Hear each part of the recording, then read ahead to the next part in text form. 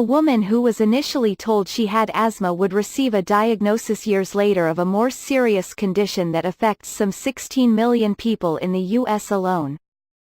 Midge Webb told Yahoo Lifestyle this week that she first began having difficulty breathing while at work, saying she would often become short of breath while working at her nursing job and was forced to take breaks.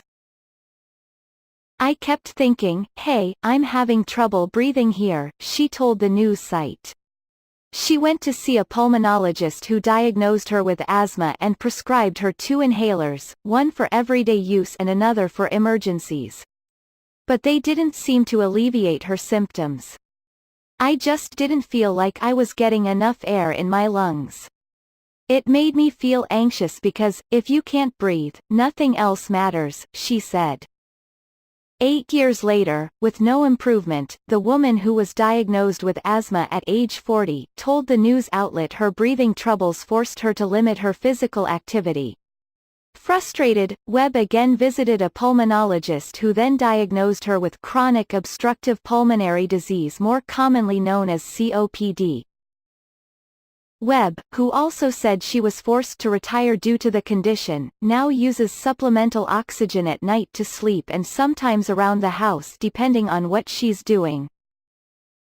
Her symptoms also worsen when she's around someone who smokes, she said.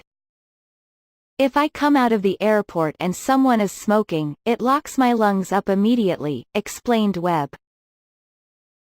COPD is a chronic lung disease that causes airflow blockage and breathing-related problems, per the Centers for Disease Control and Prevention (CDC).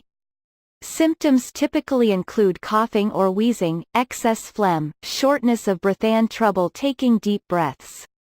While there is no cure, there are treatment options for the disease, which usually worsens over time. Those with severe childhood asthma can sometimes develop COPD later on.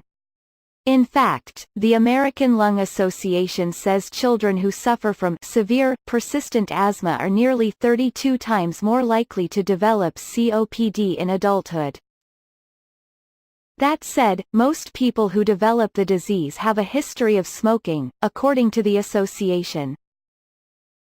Webb, now 59, works on the American Lung Association's patient advisory panel to inform others about the illness, according to Yahoo Lifestyle. "Take care of your lungs and don't smoke.